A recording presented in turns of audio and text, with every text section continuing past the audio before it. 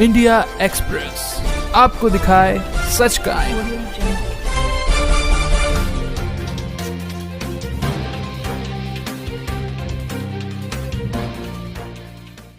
मैं गुजरात सरकार में सूचना प्रसारण विभाग में, ये सूरत विभाग में 13 साल 2 टर्म में आया हाँ, रीजनल डायरेक्टर के हिसाब से। बापूजी के केस के बारे में जो भी काम कर रहे हैं, सेवा कर रहे हैं, इनको जो ये फैक्ट्स सुनना चाहिए और इसी हिसाब से केस को अपील में आगे बढ़ाना चाहिए। एज ए इंफॉर्मेशन डायरेक्टर रह चुका हूँ। संगठन के लोग मेरे साथ खड़े हैं। मैं कहूँगा कि संगठन के लोग एकजुट हों, पूरे गुजरात को रहे ही रहे, पूरे देश के साधक संगठन एकजुट में आए, मीडिया के लोगों को भी सच्ची बात अवगत हो, लोगों को भी अवगत हो, तो ये मीडिया का माध्यम से अपने अपने कार्यक्रमों में मीडिया को भी बुलाएं, संगठन एकजुट हो, आसाराम जी बापू के केस की सच्ची हकीकत लोगों तक जाए। और लोगों को तक जाने के लिए आप जैसे चैनल हैं, मीडियाज हैं, जो लाइव करते हैं, जो किसी भी प्रकार की मीडिया के माध्यम से लोगों तक पहुंचाते हैं, इनका भरपूर उपयोग ये संगठन के लोगों को करना चाहिए। मेरा नाम महेश चंद्र प्रेमचंद कटारा है। मैं संत श्री आसाराम जी बापू का 35 साल पुराना शिष्य भी हूँ। मैं गुजरात सरकार में सूचना प्रसारण विभाग में, ये सूरत विभाग में 13 साल 2 टर्म में आया हाँ, रीजनल डायरेक्टर के हिसाब से। और यहाँ के ये सभी मीडिया 7 डिस्ट्रिक्ट, इससे पहले 11 डिस्ट्रिक्ट थे, सभी डिस्ट्रिक्टों में ये मीडिया के लोगों के साथ मीडिया मैनेजमेंट, मीडिया के काम मुझे करने का मौका मिलता था। लेकिन सबसे मुझे गर्व ये है, मैं एक संत श्री आसाराम जी बापू का मैं शिष्य रहा। आज ये प्रेस कॉन्फ्रेंस हुई, इसमें सुप्रीम कोर्ट की जानी मानी एडवोकेट सुश्री कीर्ति आहूजा आई, तो मुझे भी अच्छा लगा कि मुझे इनकी क्या सोच है, ये बापूजी के संत श्री आसाराम जी बापूजी केस के बारे में अपना क्या मंतव्य देती है, ये मुझे सुनने के लिए मैं आया था। उनको प्रत्यक्ष सुनने के लिए मुझे लगा है कि ये यहाँ के जो बापूजी के केस के बारे में जो भी काम कर रहे हैं, सेवा कर रहे हैं, इनको जो ये फैक्ट्स सुनना चाहिए और इसी हिसाब से केस को अपील में आगे बढ़ाना चाहिए।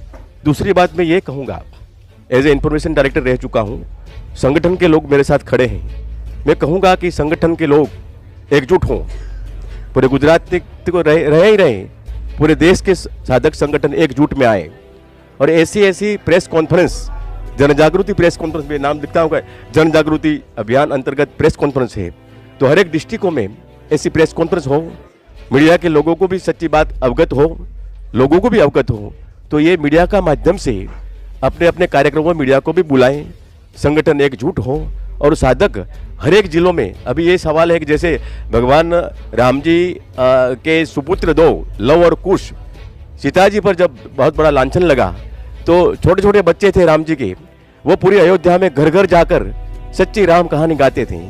अब ये बच्चे हैं आसाराम बापू के बच्चे, इनकी ये मैं कहूँगा कि इनकी अब फर्ज है कि सच्ची कहानी मीडिया के माध्यम से, चाहे पैम्पलेट हो, चाहे छोटी छोटी शिविरें हैं, इसका उद्देश्य यही होना चाहिए कि सच्ची हकीकत, आसाराम जी बापू के केस की सच्ची हकीकत लोगों तक जाए।